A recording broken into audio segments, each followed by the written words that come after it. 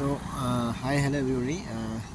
आज मैं बात करूँगा मेरा स्कूल लाइफ के बारे में और आज के स्कूल लाइफ के रिलेटेड करते हुए मैं मेरा जो दो एक चार पॉइंट में जब मैं इसके बारे में सोचता हूँ तो दो एक पॉइंट में मेरे को गिने चुने दो एक पॉइंट कमियाँ या फिर क्या है कि बदलाव आया है जो उसके बारे में मैं बात करूँगा।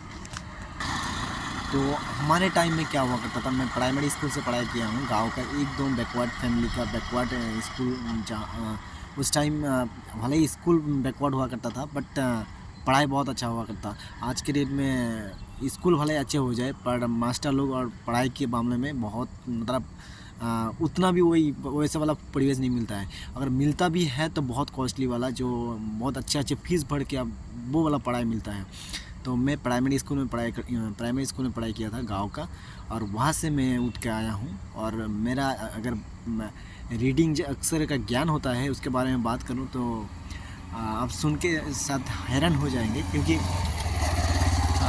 मैं जब स्कूल क्लास 7 में था तब मैं रीडिंग पढ़ना सीखा था। अब विश्वास नहीं करेंगे, जब मैं क्लास 7 में था तब मैं रीडिंग पढ़ना शुरुआत किया था। और मेरा अक्सर का ज्ञान क्लास 7 की 8 में हुआ करता था, मतलब फुलफिल हुआ करता था। ठीक है, इतना भी नहीं आता था कि मैं क्लास 5, 3, 4 में एकदम से अचानक में तब मुझे सब कुछ आता था, बट ऐसा नहीं था। क्लास 7 में 8 में जाके मैं पढ़ाई में अक्सर का ज्ञान आया मेरे को, और तब से लेकर मेरा जब ये पकड़ आया था ना, मैं अपने आप अकेले पढ़ पा रहा था किसी चीज़ को। मतलब कहते हैं ना वो आप किसी अक्षर से अक्षर मिला दो तो अपना आप एक वर्ड बन जाता है। वो ऐसे एक मूवमेंट आता है कि स्टेज पे एक लेवल पे जब आपको सिखाया जाता है ऐसा ऐसा करो तो वो वाला वर्ड होगा, और ऐसे ऐसे करोगे तो वो वाला वर्ड होगा, और अपने आप जो आएगा ना। जब मैं इसको बनाना शुरू किया, इसको लैंग्वेज को वर्ड्स का अपने आप अक्सर मेरे पास इतना खुशी था कि मैं अपने आप एक वर्ड बना पा रहा हूँ, अपने आप एक जो भी मैं चाहता था तो वो भी लिख पा रहा हूँ।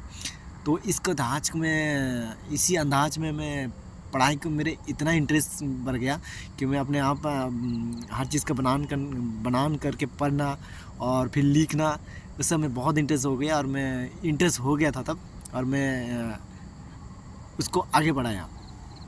और ऐसा करते करते करते क्या हुआ, मैं क्लास 7, 8 में अच्छे खासे रीडिंग में माहिर हो गया था। उसके बाद मेरा और एक पकड़ आया था जब था इंग्लिश। और इंग्लिश के प्रति में इतना दीवानपन था कि मुझे फर्स्ट ऑफ ऑल तो ये है कि इंग्लिश सुनने में मुझे बहुत अच्छा लगता था, और हर चीज़ इंग्लिश में लिखा हुआ करता था तो समझ में नहीं आता था। इंग्लिश सुनने में बहुत अच्छा लगता था, तो मैं इंग्लिश में सीखने के लिए बहुत उसके पीछे पड़ गया था। और मुझे वैसा वाला फ्रेंड बहुत अच्छा लगता था जो इंग्लिश बैकग्राउंड से हो या फिर इंग्लिश बातें करता था। तो उस टाइम मेरे एक फ्रेंड था, उसका उसी अंदाजा से बैकग्राउंड से मुझे उससे बहुत इम्प्रेस हुआ था। तो उसके बाद मैंने क्या क्या इंग्लिश को सीखने के लिए बहुत ज़बरदस्ती अक्सर का वो बंगाली वाला धास से मैंने उसको सीखना शुरू किया। और सीखते सीखते बंगाली धास से सीखते सीखते मैंने अपने आप अडाप्ट करना शुरू किया। ठीक है, at the end what happen, मैंने इंग्लिश को भी कैप्चर कर लिया। और क्लास आई थिंक 9, 10, 11 इन तीनों साल में मैंने इंग्लिश को भी कैप्चर कर लिया था। आप मानोगे नहीं, मैंने इंग्लिश को पढ़ना सीखना, फिर उसके बाद अक्षर का जो ज्ञान होता है उस अक्षर को मैच करना, वर्ड का मीनिंग समझना, हर चीज़ में अकेले करता था।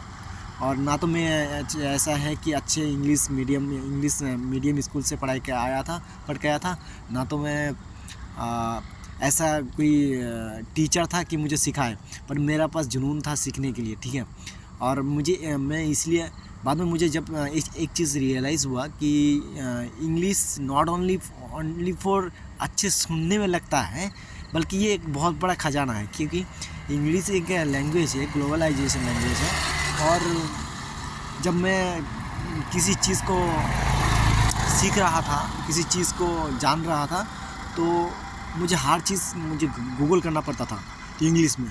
ठीक है, और मेरे को समझ में आ रहा था अगर मैं इस लैंग्वेज को कैप्चर कर लूँ, सीख लूँ, तो शायद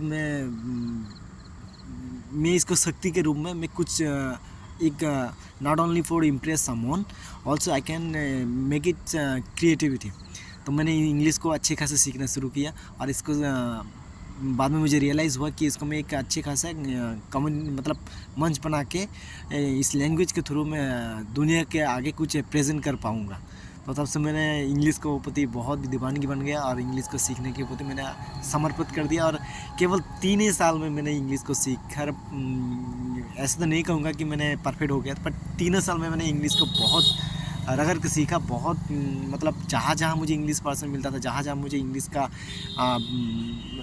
टॉप मिलता था, तो वहाँ मैं बहुत मतलब ध्यान से सुनता था। ऐसा करके मैं इंग्लिश को बहुत अच्छे खासे सीखा।